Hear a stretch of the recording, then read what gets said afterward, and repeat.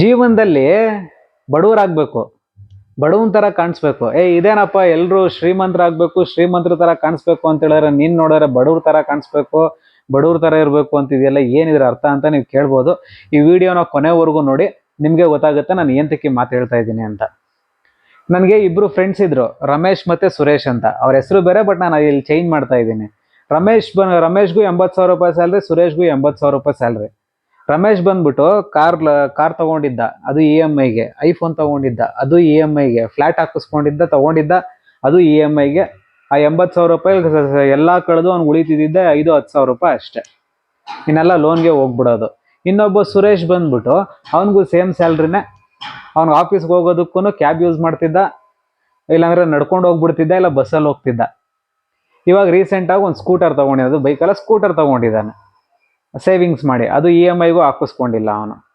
ಇವನು ದುಡ್ದಿದ್ದ ಹಣನೆಲ್ಲ ಇವೆಲ್ಲ EMI ಕಟ್ತಿದ್ದ, ಇವನು ದುಡ್ದಿದ್ದ ಹಣನೆಲ್ಲ ಎಲ್ಲ ಸೇವ್ ಮಾಡ್ತಿದ್ದ. ಹಿಂಗೆ ಕಳೀತು. 1 ವರ್ಷ ಆಯಿತು. ಸಡನ್ನಾಗಿ ಆ ಕಂಪ್ನಿನೇ ಕ್ಲೋಸ್ ಮಾಡಿಬಿಟ್ರು. ಇಬ್ರಿಗೂ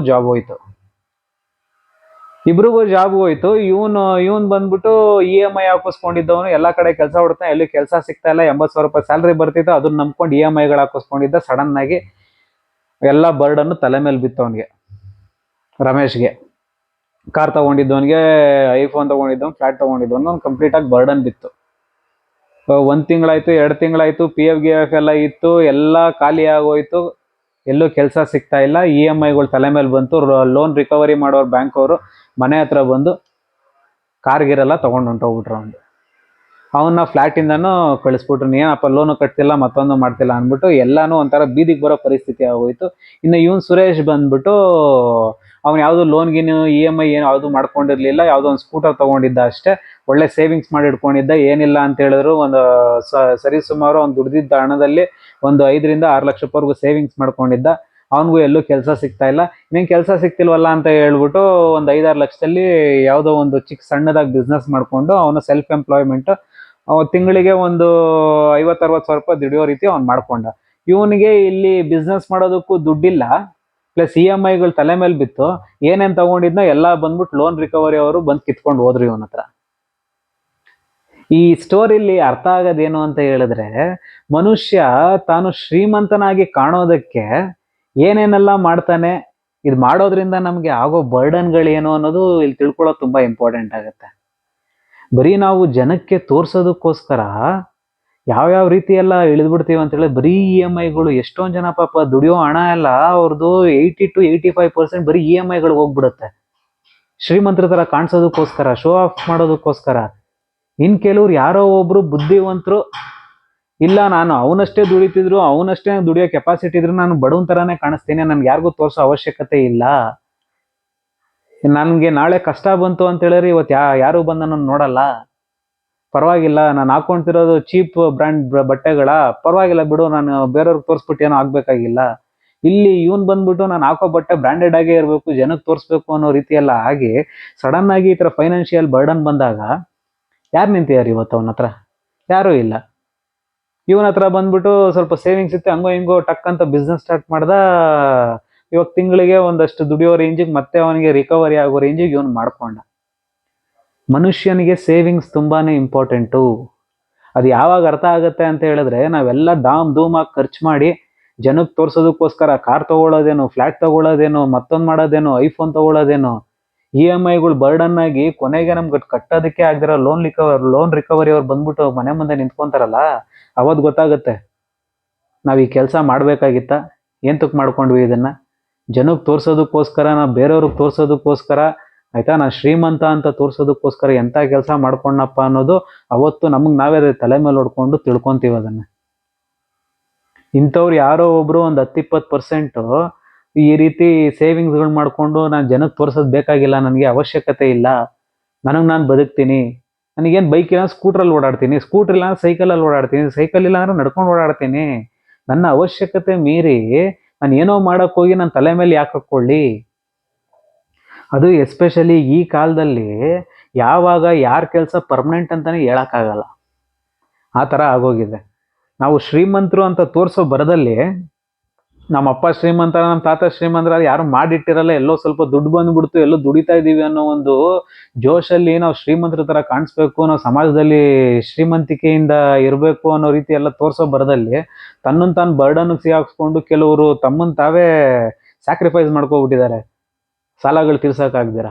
ಆ ಮಟ್ಟಿಗೆ ಜನ ಬರ್ಡನಲ್ಲಿ ಸಿಗಾಕೊಂತ ಇದ್ದಾರೆ.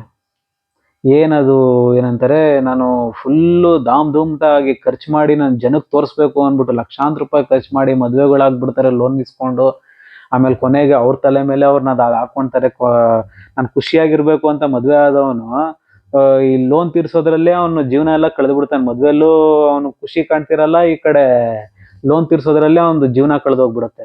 ಇನ್ ಕೆಲವರು ನನ್ಗೆ ಸ್ವಂತ ಮನೆ ಬೇಕೇ ಬೇಕು ಅನ್ನೋ ಒಂದು ಬರದಲ್ಲಿ ಏನ್ 50-60 ಲಕ್ಷ ರೂಪಾಯಿ ಲೋನ್ ಹಾಕಿಸ್ಕೊಬಿಡ್ತಾರೆ. ಇವಾಗ ಏನೋ ದುಡಿತಾ ಇರ್ತಾರೆ 1-2 ಲಕ್ಷ ರೂಪಾಯಿ, ಸಡನ್ ಆಗಿ ಜಾಬ್ಗಳಿಂದ ತೆಗ್ದ್ಬಿಟ್ರು ಅಂತ ಹೇಳಿದ್ರೆ ಅದು ಕಟ್ಟಕ್ಕಾಗ್ದಿರ ಮನೆ ಮುಂದೆ ಲೋನ್ ಅವ್ರು ಬಂದು ರಿಕವರಿಗೋಸ್ಕರ ಆ ಮನೆನೇ ಜಪ್ತಿ ಮಾಡ್ಬಿಟ್ಟು ಹೊಂಟೋಗ್ಬಿಡ್ತಾರೆ. ಇಲ್ಲಿ ನಾನು ಹೇಳಕ್ ಹೊರಡ್ತಿರೋದು ಏನು ಅಂತ ಹೇಳಿದ್ರೆ, ಮೇಯ್ನು ನಾವು ತೋರಿಕೆಗೋಸ್ಕರ, ನಾವು ಶ್ರೀಮಂತರ ತರ ಕಾಣಿಸೋದಕ್ಕೋಸ್ಕರ ಇನ್ನೊಬ್ಬ ಯಾರೋ ನನ್ನ ಶ್ರೀಮಂತ ಅನ್ಬೇಕು, ನನ್ನ ಹತ್ರ ಅದಿದೆ ಅನ್ಬೇಕು, ಇನ್ಯಾರೋ ನನ್ನ ನೋಡಿ ಹೊಟ್ಟೆ ಹೊರ್ಕೋಬೇಕು ಅನ್ನೋ ಒಂದು ಉದ್ದೇಶಕ್ಕೋಸ್ಕರ ಈ ರೀತಿಗೆಲ್ಲ ನಾವು ಬರ್ಡನ್ ಸಿಗಾಕೊಂಡಾಗ ಕೊನೆಗೆ ಯಾರೂ ನಮಗೆ ಬಂದು ಸಪೋರ್ಟ್ ಮಾಡ್ದಿರ ಯಾವ್ದಂತಾರೆ ಸಫರ್ ಸಿಚುಯೇಷನ್ ಇರುತ್ತಲ್ಲ, ಆ ಸಿಚುಯೇಷನ್ ಅಲ್ಲಿ ಮುಳುಗ್ದವನ್ಗೆ ಗೊತ್ತು ಅದ್ರ ಕತೆ ಏನು ಅಂತ. ಆ ಲೋನ್ ರಿಕವರಿ ಮಾಡಕ್ ಬಂದಿರ್ತಾರಲ್ಲ ಅವ್ರು ಬಂದು ಮನೆ ಮುಂದೆ ನಿಂತಾಗ್ಲೇ ಗೊತ್ತಾಗೋದು ಏನ್ ಕೆಲಸ ಮಾಡ್ಕೊಂಡೆ ಗುರು ನಾನು ಅಂತ. ಯಾವುದೇ ಕಾರಣಕ್ಕೂ ಆ ಕೆಲಸ ಮಾಡಬೇಡಿ. ಇಲ್ಲಿ ನಾನು ಕೆಲವೊಂದು ಟಿಪ್ಸ್ಗಳು ಹೇಳ್ತೀನಿ ನಿಮಗೆ, ದಯವಿಟ್ಟು ಈ ರೀತಿ ಟಿಪ್ಸ್ ಅನ್ನೋದಕ್ಕಿಂತ ಸಜೆಷನ್ ಅಂತ ತಗೊಳ್ಳಿ. ಇಷ್ಟ ಆದರೆ ತಗೊಳ್ಳಿ, ಇಷ್ಟ ಇಲ್ಲ ಅಂದರೆ ನಿಮ್ಗೆ ಏನು ಅನ್ಸುತ್ತೋ ಅದನ್ನು ಮಾಡಿ. ಬಟ್ ನಮ್ಗೆ ಅನ್ಸಿದ್ದನ್ನು ನಾವು ಹೇಳ್ತೀವಿ. ಏನು ಅಂತ ಹೇಳಿದ್ರೆ, ದೊಡ್ಡವರೊಂದು ಮಾತು ಹೇಳಿದ್ದಾರೆ, ಹಾಸಿಗೆ ಇದ್ದಷ್ಟು ಕಾಲ್ ಚಾಚು ಅಂತ. ನಾನು ನಿಮ್ಗೆ ಹೇಳ್ತಿರೋದು ಏನಂತ ಹೇಳಿದ್ರೆ, ನೀವು ಅದೇನು ಮಾಡಬಾರ್ದು, ನೀನು ಅದು ತಗೋಬಾರ್ದು ಇದು ತಗೋಬಾರ್ದು ಅಂತ ಹೇಳ್ತಿಲ್ಲ. ಫಸ್ಟು ನಮ್ಮ ಕೆಪಾಸಿಟಿ ನೋಡಬೇಕು. ನನ್ನ ಕೆಪಾಸಿಟಿ ಎಷ್ಟಿದೆ, ನಾನು ಇದನ್ನು ಮೀರಿ ಅದನ್ನು ಮಾಡ್ಬೋದಾ. ಇವಾಗ ನನಗೊಂದು 50,000 ರೂಪಾಯಿ 60,000 ರೂಪಾಯಿ ಸ್ಯಾಲ್ರಿ ಬರ್ತಿದೆ ಅಂತ ನನ್ನ ಕೆಪಾಸಿಟಿ ಎಷ್ಟು, ನಾನು ಇದನ್ನ ಮೀರಿ ಅದನ್ನು ಮಾಡ್ತಾ ಇದ್ದೀನಿ ಅಂತ ಹೇಳಿದ್ರೆ ನನಗೆ ಆ ಕೆಪಾಸಿಟಿ ಇದೆಯಾ ತೀರಿಸುವಂಥದ್ದು. ಇದು ಫಸ್ಟ್ ಆಫ್ ಆಲ್ ಇಲ್ಲಿ ಮೇಯ್ನ್ ಇಂಪಾರ್ಟೆಂಟ್ ಬಂದ್ಬಿಟ್ಟು, ಇದು ನಮ್ಗೆ ನೆಸೆಸಿಟಿ ಇದೆಯಾ ಅದನ್ನು ತಿಳ್ಕೊಬೇಕು ನಾವಿಲ್ಲಿ. ನನಗೆ ಆ ವಸ್ತು ನೆಸೆಸಿಟಿ ಇದೆಯಾ, ಆ ವಸ್ತು ನೆಸೆಸಿಟಿನೇ ಇಲ್ಲ ಅಂತ ಹೇಳಿದ್ರೆ ಅದಕ್ಕೆ ನಾನು ಸುಮ್ಮನೆ ದುಡ್ಡು ಖರ್ಚು ಮಾಡಿ ಅದಕ್ಕೆ ಲೋನ್ ಹಾಕಿಸ್ಕೊಂಡು ಬರೀ EMI ತೀರಿಸ್ಕೊಂಡು ಹೋಗ್ತೀನಿ ಅಂತ ಹೇಳಿದ್ರೆ, ಇವಾಗ ಎಕ್ಸಾಂಪಲ್ ಯಾವುದೋ ಒಂದು ಕಾರೇ ತಗೊಂಡೆ ಅಂತ ಹೇಳ್ಕೊಳ್ಳಿ. ಇವಾಗ ಕಾರ್ನ ನಾನು ವಾರಕ್ಕೋ 2 ವಾರಕ್ಕೋ ತಿಂಗಳು ಒಂದ್ಸಲಿ ಯೂಸ್ ಮಾಡೋದಕ್ಕೋಸ್ಕರ ಆ ಕಾರ್ ತಗೊಂಡು ಮನೆ ಮುಂದೆ ತಿಂಗಳು 15,000 ರೂಪಾಯಿ ಲೋನ್ ಕಟ್ತಾ ಇದ್ದೀನಿ ಅಂತ ಹೇಳಿದ್ರೆ ಅದು ಡೆಡ್ ವೇಸ್ಟ್ ಆಗ್ಬಿಡುತ್ತೆ. ಅದು ಕಂಪ್ಲೀಟ್ಲಿ ಡೆಡ್ ವೇಸ್ಟ್. ಅದು ತಿರ್ಗಾ ಅದಕ್ಕೆ ಆರಾಮಾಗಿ ನೀವು ಕ್ಯಾಬ್ ಮಾಡ್ಕೊಂಡು ಓಡಾಡ್ಬೋದು, ಯಾರು ಬೇಡ ಅಂತಾರೆ. ಅದನ್ನ 3 ವರ್ಷ 4 ವರ್ಷ ಲೋನ್ ಕಟ್ಕೊಂಡು ಹೋಗ್ಬೇಕು. ಇಂಥ ತಪ್ಪು ಕೆಲಸಗಳು ಯಾರೋ ಒಬ್ಬೊಬ್ರು ಫುಲ್ ಲೋನ್ ತೀರಿಸ್ಬಿಡ್ತಾರೆ. ಕೆಲವ್ರು ಲೋನೇ ತೀರ್ಸಕ್ಕಾಗ್ದಿರ ಲೋನ್ ರಿಕವರಿ ಅವ್ರು ಬಂದ್ಬಿಟ್ಟು ಟಕ್ ಅಂತ ಜಪ್ತಿ ಮಾಡ್ಕೊಂಡು ಹೋಗ್ಬಿಡ್ತಾರೆ, ಕಾರ್ನು ತಗೊಂಡು ಹೋಗ್ಬಿಡ್ತಾರೆ. ಎಷ್ಟೊಂದು ಜನದಾಗಿದೆ ಇಲ್ಲಿ ನೋಡ್ತಿರೋರು, ಎಷ್ಟೊಂದು ಜನ ವ್ಯೂವರ್ಸ್ಗೂ ಆ ಕಥೆಗಳಾಗಿರುತ್ತೆ. ಆ ಥರ ಆಗಿರೋ ದಯವಿಟ್ಟು ಕಮೆಂಟ್ ಮಾಡಿ, ಬೇರೆಯವರು ಅದನ್ನ ನೋಡಿ ಬುದ್ಧಿ ಕಲ್ತ್ಕೊಳ್ಳಿ ಆಯ್ತಾ. ದಯವಿಟ್ಟು ಅಂತ ತಪ್ಪುಗಳನ್ನ ಮಾಡಕ್ ಹೋಗ್ಬೇಡಿ. ಮತ್ತೆ ಸೇವಿಂಗ್ಸ್ ತುಂಬಾನೇ ಇಂಪಾರ್ಟೆಂಟ್. ನಮ್ಮ ಸೇವಿಂಗ್ಸ್ ಯಾವಾಗ ತುಂಬಾ ಇಂಪಾರ್ಟೆಂಟ್ ಅನ್ನೋದು ಗೊತ್ತಾಗುತ್ತೆ ಅಂತ ಹೇಳಿದ್ರೆ, ನಮ್ಮ ಜೇಬ್ ಖಾಲಿ ಆದಾಗ, ನಮ್ಮ ಬ್ಯಾಂಕ್ ಅಕೌಂಟು ನಿಲ್ಲಾದಾಗ್ಲೇ ನಮ್ಗೆ ಗೊತ್ತಾಗುತ್ತೆ ಸೇವಿಂಗ್ಸ್ ಎಷ್ಟು ಇಂಪಾರ್ಟೆಂಟು ಅಂತ.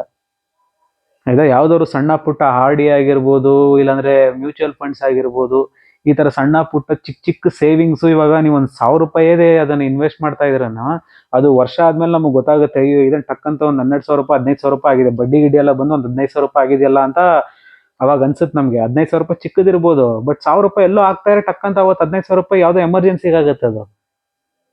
ಆ ರೀತಿ ಸಣ್ಣ ಪುಟ್ಟ ಸೇವಿಂಗ್ಸ್ಗೂ ಈಗ್ಲಿಂದಾನೇ ಸ್ಟಾರ್ಟ್ ಮಾಡ್ಕೋಬೇಕು. ಆಮೇಲೆ ಇನ್ನೊಂದು ಬಂದ್ಬಿಟ್ಟು ಇನ್ಶೂರೆನ್ಸ್ ಮಾಡ್ಕೋಬೇಕು. ಯಾವುದೇ ಮನುಷ್ಯ ಆದ್ರೂ ಇನ್ಶೂರೆನ್ಸ್ ತುಂಬಾನೇ ಇಂಪಾರ್ಟೆಂಟ್. ಹೆಲ್ತ್ ಇನ್ಶೂರೆನ್ಸ್ ಎಸ್ಪೆಷಲಿ ಫ್ಯಾಮಿಲಿಲಿ, ಇವಾಗ ನೀವು ಹೊಸದಾಗಿ ಮದುವೆ ಆಗಿರ್ತೀರಾ ಅಂತ ಹೇಳಿದ್ರೆ ಅಲ್ಲೊಂದು ಟರ್ಮ್ ಪ್ಲಾನ್ ಇನ್ಶೂರೆನ್ಸ್ನು ಮಾಡಿಸ್ಕೊಂಡಿರ್ಬೇಕು. ಆ ಇನ್ಶೂರೆನ್ಸ್ ಇದ್ದಾಗ ಒಂದು ಫ್ಯಾಮಿಲಿ ಪ್ರೊಟೆಕ್ಷನ್ ಇರುತ್ತೆ. ಯಾವಾಗ ಏನು ಅಂತ ಹೇಳಕ್ಕಾಗಲ್ಲ ಮನುಷ್ಯನ ಜೀವನ. ಆ ರೀತಿ ಇರ್ಬೇಕಾದ್ರೆ ಮತ್ತೆ ಹೆಲ್ತ್ ಇನ್ಶೂರೆನ್ಸ್ ಅಷ್ಟು, ಅವನಿಗೆ ಸೆಲ್ಫ್ಗೆ ಒಂದು ಹೆಲ್ತ್ ಇನ್ಶೂರೆನ್ಸ್. ಅವನು ಮನುಷ್ಯ ಇವಾಗ ಚೆನ್ನಾಗಿ ಓಡಾಡ್ತಿದ್ದು ಸಡನ್ ಆಗಿ ಯಾವುದೋ ಒಂದು ಹೆಲ್ತ್ ಇಶ್ಯೂ ಆಗಿ, ಇಲ್ಲ ಯಾವುದೋ ಆಕ್ಸಿಡೆಂಟ್ ಆಗಿ ಸಡನ್ ಆಗಿ ಇದು ಬಂತು ಅಂತ ಹೇಳಿದ್ರೆ ಅವ್ನು ಸೇವಿಂಗ್ಸ್ ಮಾಡಿದ್ದು ಒಂದು ಆಸ್ತಿ ಪಾಸ್ತಿನೆಲ್ಲ ಹೋಗಿ ಹಾಸ್ಪಿಟ್ಲಿಗೆ ಸರಿಬೇಕಾಗತ್ತೆ. ಆ ರೀತಿ ತಪ್ಪು ಕೆಲಸ ಆಗ್ಬಿಡುತ್ತೆ. ದಯವಿಟ್ಟು ನೀವು ಅಂತ ತಪ್ಪು ಕೆಲಸಗಳು ಮಾಡ್ಕೋಬೇಡಿ. ಆದಷ್ಟು ಬೇಗ ಒಂದು ಹೆಲ್ತ್ ಇನ್ಶೂರೆನ್ಸ್ ಮಾಡಿಸ್ಕೊಳ್ಳಿ. ಫೈನಾನ್ಷಿಯಲಿ ತುಂಬಾ ಹುಷಾರಾಗಿರ್ಬೇಕು. ನಾವು ಕಳ್ಕೊಂಡಾಗ್ಲೇ ಗೊತ್ತಾಗೋದು ಅದ್ರ ಬೆಲೆ ಏನು ಅಂತ. ದಯವಿಟ್ಟು ಅಂಥ ತಪ್ಪುಗಳನ್ನ ನೀವು ಮಾಡಬೇಡಿ. ಶ್ರೀಮಂತರ ಥರ ತೋರಿಸೋ ಬರದಲ್ಲಿ ನಿಮ್ಮನ್ನು ನೀವು ಇನ್ನೂ ಬಡತನಕ್ಕೆ ಇದಾಗಬೇಡ್ರಿ. ಬೇಕಾದ್ರೆ ಬಡವನ ಥರ ಇದ್ದು ಒಳಗಡೆ ಶ್ರೀಮಂತರಾಗಿ ನೀವು ಎಷ್ಟು ಸೇವ್ ಮಾಡಿರ್ತೀರ ನಿಮಗೆ ಗೊತ್ತಿರುತ್ತೆ, ಒಂದು ನೆಮ್ಮದಿ ಇರುತ್ತೆ. ಅದು ಅಯ್ಯೋ ಬ್ಯಾಂಕ್ ಅಕೌಂಟಲ್ಲಿ ನನ್ನ ಸೇವಿಂಗ್ಸ್ ಇಷ್ಟು ಇದೆಯಲ್ಲಪ್ಪ, ನಾನು ಹೆಂಗೆ ಕಾಣಿಸ್ತೀನಿ ಅನ್ನೋದು ಇಂಪಾರ್ಟೆಂಟ್ ಅಲ್ಲ, ಅಟ್ಲೀಸ್ಟ್ ನನ್ನ ಅಕೌಂಟಲ್ಲಿ ಇಷ್ಟು ಇದೆಯಲ್ಲ ಅನ್ನೋ ಒಂದು ನೆಮ್ಮದಿ ಇರುತ್ತೆ ನಮ್ಗೆ. ಅದು ಎಲ್ಲೋ ಒಂದು ಕಡೆ ಸೇವಿಂಗ್ಸ್ ಆಗ್ತಿರೋ ಅನ್ನೋ ನೆಮ್ಮದಿ ಇರುತ್ತೆ. ಆ ನೆಮ್ಮದಿ ಮುಂದೆ ಈ ತೋರಿಸೋದಕ್ಕೆ ಹೋಗೋದು ಬರೀ ಕ್ಷಣಿಕ ಸುಖ ಅಷ್ಟೇ.